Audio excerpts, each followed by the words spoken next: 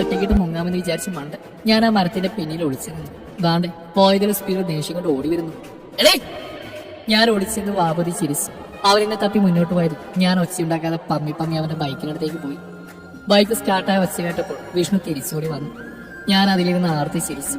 ദേഷ്യത്തോടെ ചീറിപ്പാഞ്ഞു വന്ന അവനെ ഞാൻ കൈകൊണ്ട് ആംഗ്യം കാണിച്ച് നിർത്തി. അവന്റെ മുഖത്ത് കോപം ചൊലിച്ച് നിൽക്കുകയാണ്. ഞാൻ നേരത്തെ പറഞ്ഞില്ലേ ഒരു കൂട്ടം കൈക്കലാക്കിന്ന്, അതവന്റെ ബൈക്കിന്റെ കീയായിരുന്നു കേട്ടോ. നീ എന്നാ പറ്റിച്ചല്ലേ? ദേഷ്യം കൊണ്ട് അവൻ നിന്ന് തുള്ളണേന്ന്. എന്തോ എങ്ങനെ എന്റെ ബുള്ളറ്റിന്റെ കാറ്റ് കുത്തിയിട്ട് വീട്ടിലാക്കി തരാൻ ഈ കാട്ടിലിട്ട് തനി വിട്ടിട്ട് പോകാൻ നോക്കിയെന്ന് പോരാതെ ഞാൻ പറ്റിച്ചെന്നോ? എനിക്ക് നിങ്ങളെ നല്ല സംശയം ഉണ്ടായിരുന്നു, അതുകൊണ്ട് തന്നെയാ ഞാൻ കീയെടുത്ത്. എന്നിട്ട് ഞാനിവിടെ നിൽക്കുന്നേ ചെറ്റത്തരം കാണിച്ചെന്ന് പറയുന്നല്ലോ എന്ന് ഓർത്തിട്ടാ. വേണമെങ്കിൽ കൂടെ കയറിക്കും, ഞാൻ വീട്ടിലെത്തിയിട്ട് വണ്ടി തരാം. നിന്റെ പുറകെ കയറാൻ അത് നീ വിഷ്ണു വേറെ ജനിക്കണം, എന്റെ പൊട്ടി കയറും. ചേട്ടൻ തന്നെ കയറണമെന്ന് എനിക്കൊരു നിർബന്ധമില്ല. പിന്നെ പുതിയൊരു വിഷ്ണു ജനിച്ച് ഈ പരുവത്തിലാവണമെങ്കിൽ ഒരുപാട് സമയം എടുക്കില്ലേ? അതുകൊണ്ട് ആ പട്ടിയെ പറഞ്ഞു വിടും, എനിക്ക് പോയിട്ട് വേറെ പണിയുണ്ട് എന്ന് പറയാൻ വിളിച്ചു കാട്ടി. തിരിച്ചൊന്നും പറഞ്ഞില്ല. മൂപ്പരുടെ ദേഷ്യം കുറയുന്നുണ്ട്. ഞാൻ ഒന്നുകൂടി വിളിച്ചു.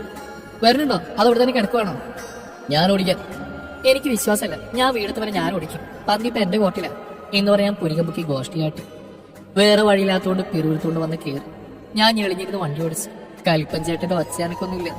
അതേ, എന്താ അവിടെ ഉണ്ടല്ലേ? ഞാൻ വല്ല വഴിയിൽ വീണു എന്ന് കരുതി. ചേട്ടക്കാ നേരെ നോക്കിയത് ഓടിക്കടി. എടാ കലിപ്പ, എനിക്ക് ഞാൻ വെച്ചിട്ടുണ്ടോ മരങ്ങോടാ. ആത്മാതം കുറച്ച് ഉച്ചതിനായി പോയത്. നീ വല്ലതും പറഞ്ഞോ? പോവാ ചേട്ടൻ ഞങ്ങൾ പ്രേമിച്ചാലൊന്ന് പറഞ്ഞോ? റെസ്പോൺസ് ഇല്ല. ഇതെന്ത് പറ്റിയതാവോ?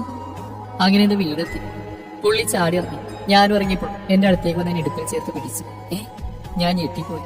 ചേട്ടൻ പോട്ടെ പൊന്നേ എന്ന് പറഞ്ഞ് നെറ്റിൽ അമർത്തി ചുംബിച്ചു. വാട്ട്? എനിക്കത് മനസ്സിലാവുന്നില്ല. ഞാൻ ഞെട്ടി വാപ്പൊളിച്ചെന്നപ്പോ ചൂടോടെ ചുണ്ടിൽ നിന്നൊരു കിസ്. ഞാൻ ഞെട്ടിത്തടിച്ച് ശ്വാസം എടുക്കാതെ ത്രിതങ്ക പുളകിനെ നിൽക്കുന്നു.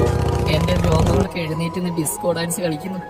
എന്നെ നോക്കി കണ്ണിറക്കി കാണിച്ച് കവിളിൽ തലോടിക്കൊണ്ട് വണ്ടിയെടുത്ത ഒരൊറ്റ പോക്ക്.